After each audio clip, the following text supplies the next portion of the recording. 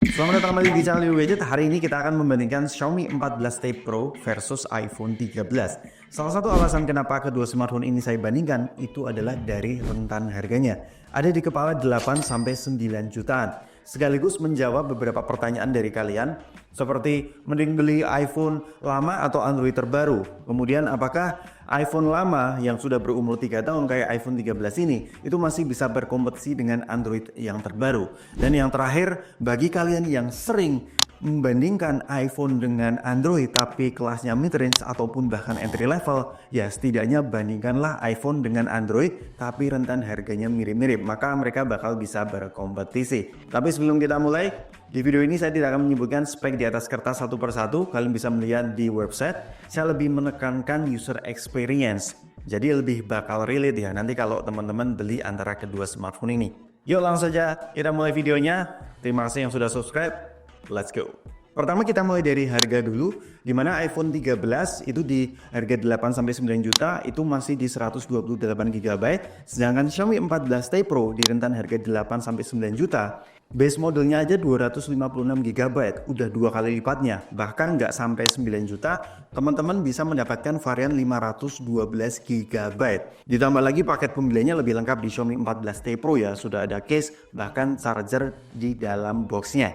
Jadi menurutku buat harganya saya kasih 1 poin untuk Xiaomi 14T Pro. Kemudian kita ngomongin soal softwarenya, ini masalah preferensi, biasanya teman-teman pakai apa? Android ataupun pakai iOS? Buat saya sendiri, yang pertama memang HyperOS ini itu secara fitur AI itu langsung bisa kalian gunakan tanpa perlu adanya extra step ketimbang iOS 18 yang tidak bakal kedapatan fitur AI. Kemudian ngomongin soal bugnya sendiri, saya rasa iOS lebih minim ketimbang HyperOS kedua di Xiaomi 14T Pro. Bahkan fitur-fitur HyperOS 2 ROM Indonesia itu banyak yang disunat. Saya sudah buat videonya di kiri atas ini. Oleh karena itu saya lebih memilih iOS 18 untuk penggunaan sehari-hari karena gak hanya bugnya cenderung lebih minim, tapi juga sistem keamanannya saya lebih bisa mengandalkan iPhone ketimbang Android. Masalah AI memang HyperOS bisa mendapatkan fitur AI yang langsung bisa kalian pakai, tapi di iPhone kalian bisa melakukan extra step kayak menginstal ChatGPT, kemudian menginstal Gemini, bahkan Siri-nya pun juga cukup responsif ya, jadi masalah AI nggak perlu saya pusingkan. Untuk software update-nya keduanya bisa berpotensi mendapatkan 3 tahun software update, tapi kalau Apple cukup bijaksana memberikan 6-7 tahun kayak versi iPhone sebelumnya, ya bisa berpotensi lebih lama lagi ya di iPhone 13. Jadi untuk softwarenya ini saya lebih bisa mengandalkan iOS ketimbang HyperOS kedua. Kemudian untuk fitur-fiturnya saya akan sebutkan kesamaannya dulu.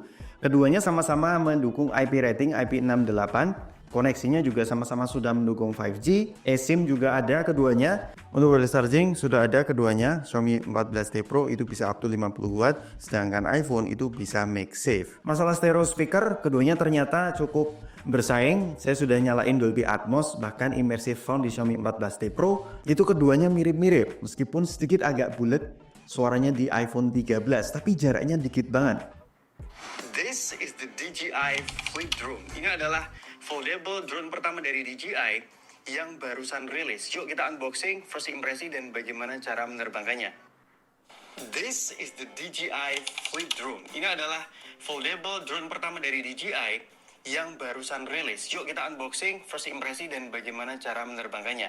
Tapi dari segi fitur-fitur ini saya kasih poin di Xiaomi 14T Pro karena secara port ya dia sudah kekinian, sudah USB Type-C ketimbang Lightning port. Tapi kecepatannya untungnya sama aja, masih di 2.0, nggak spesial banget ya di Xiaomi 14T Pro. Namun secara biometrik, keduanya sama-sama mendukung Face ID, tapi Xiaomi 14T Pro itu mendukung in-display fingerprint. Ditambah lagi, Xiaomi 14T Pro ada AR Blaster.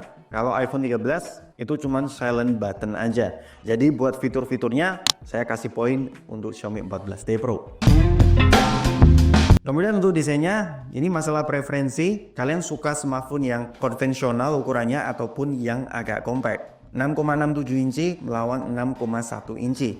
Memang finishing Xiaomi 14T Pro itu doff atau matte, sedangkan iPhone 13 itu glossy. Buat desain secara overall bagian belakangnya, kalau kalian suka preferensinya gengsi, iPhone 13 dengan logo Apple-nya, ya mungkin ada nilai tersendiri bagi sebagian orang.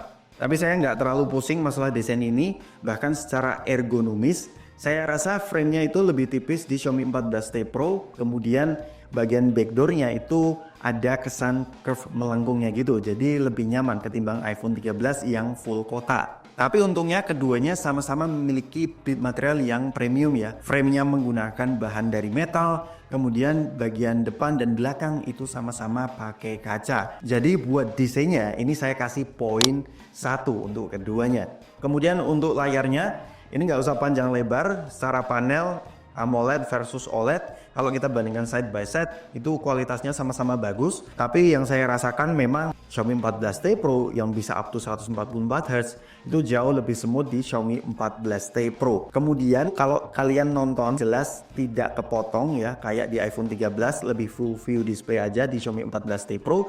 Dan kalau kalian pakai di luar ruangan di bawah terik matahari, peak brightness-nya itu lebih terang di Xiaomi 14T Pro ketimbang iPhone 13.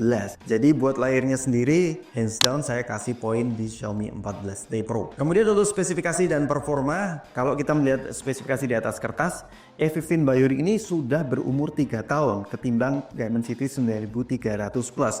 Masalah RAM, kemudian besaran kapasitas baterai, ya kita nggak hanya bisa membandingkan spek di atas kertasnya aja. Oh iya, satu lagi, bagi kalian yang selalu mendewakan NVMe yang ada di iPhone, data yang saya dapat, kalau dibandingkan dengan UFS 4.0, teknologi storage terbaru, ya masih ketinggalannya NVMe ini.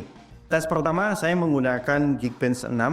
Ternyata meskipun dia sudah berumur 3 tahun, single core-nya ini masih bisa bersaing, bahkan sedikit lebih unggul ketimbang Dimensity 9300 Plus. Kalau kita ngomongin soal nilai multicore, memang kalah ya iPhone 13. Ini dipengaruhi karena RAM Xiaomi 14T Pro itu 12GB. Tapi untuk penggunaan sehari-hari, untuk loading aplikasinya, keduanya sama-sama kencang. Kemudian kita coba untuk pekerjaan yang lebih berat, rendering video panjang dengan kapasitas 1,4GB. Xiaomi 14T Pro itu membutuhkan waktu 2 menit 37 detik. Sedangkan iPhone 13 2 menit 45 detik. Memang kalah dengan Xiaomi 14T Pro, tapi jaraknya cuma 8 detik aja.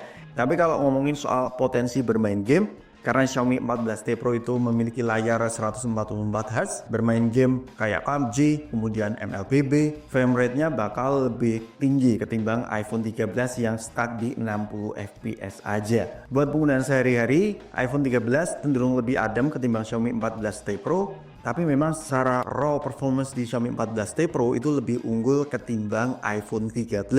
Jadi untuk performanya saya kasih poin untuk Xiaomi 14T Pro. Kemudian untuk baterainya, jangan tertipu dengan kapasitas di atas kertas. Keduanya memiliki rata-rata SOT yang sedikit berbeda, di mana iPhone 13 itu bisa tembus di 7 jam lebih, sedangkan Xiaomi 14T Pro itu rata-ratanya itu ada di 5-6 jam. Dan ketika saya tes kemarin selama 2 jam, recording video, nonton TikTok, nonton YouTube, itu sisa baterai di iPhone 13 itu masih ada di 94%, sedangkan Xiaomi 14T Pro itu sisanya 92%. Sebenarnya saya mau ngasih poin baterai di iPhone 13, tapi karena Xiaomi 14T Pro itu kecepatan chargingnya bisa 120 watt, cuman butuh waktu 20-an menit. Untuk sektor baterai ini, keduanya saya kasih 1 poin. Kemudian last but not least adalah kameranya. Secara spek kalian bisa baca sendiri, keunggulan Xiaomi 14T Pro itu konfigurasi kamera belakangnya itu lebih lengkap, ada kamera telefoto. Keunggulan kamera Xiaomi 14T Pro karena dia memiliki kamera telefoto, ya untuk ngezoom jelas berpotensi lebih jauh.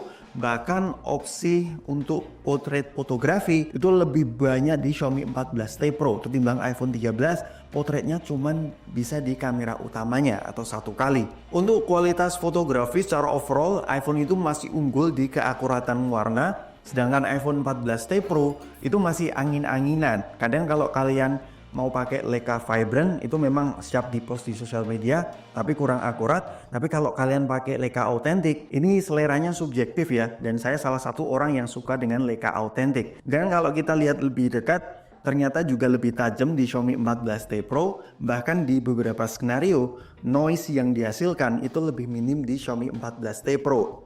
Kemudian untuk kondisi low light, saya lebih condong di Xiaomi 14T Pro. Saya merasa hasil fotonya itu lebih clean ketimbang iPhone 13. Kemudian untuk selfie-nya sendiri, ya bisa dibilang mereka bersaing. Saya suka iPhone 13 di kondisi siang hari, sedangkan di kondisi malam hari, saya suka di Xiaomi 14T Pro. Dan bisa dibilang secara fotografi perspektif, saya lebih suka Xiaomi 14T Pro dengan focal length yang lebih banyak. Dan kerasa nyeni aja ya mengambil foto di Xiaomi 14T Pro. Nah, untuk videonya ini agak beda cerita. Secara resolusi, iPhone itu semua lensanya itu mendukung 4K 60 fps. Sedangkan Xiaomi 14T Pro yang mendukung 4K 60 fps itu ada di kamera utama dan kamera telenya. Jadi ultrawide sampai selfie itu cuma di 4K 30 fps aja. Kemudian untuk keperluan sosial media, jelas iPhone belum ada tandingannya. Secara image quality, kemudian dynamic range, iPhone 13 masih lebih unggul ya ketimbang Xiaomi 14T Pro.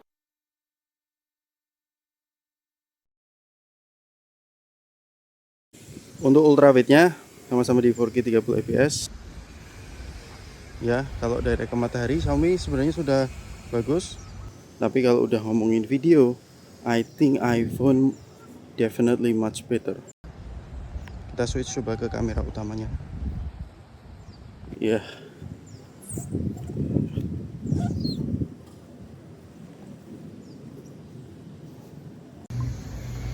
Untuk selfie videonya kayak ini sama-sama bisa 4K, cuman di iPhone tuh bisa 4K 60 fps.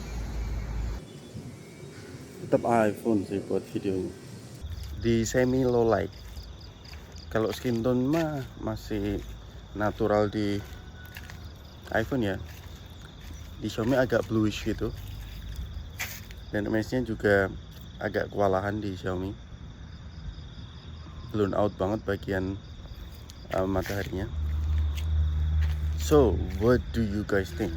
Jadi untuk kameranya, fotografi menang di Xiaomi 14T Pro, video menang di iPhone, keduanya dapat 1 poin. Alright, kita masuk ke kesimpulannya. Dari segala aspek yang saya paparkan tadi, iPhone 13 melawan Xiaomi 14T Pro itu ternyata nggak jauh poinnya.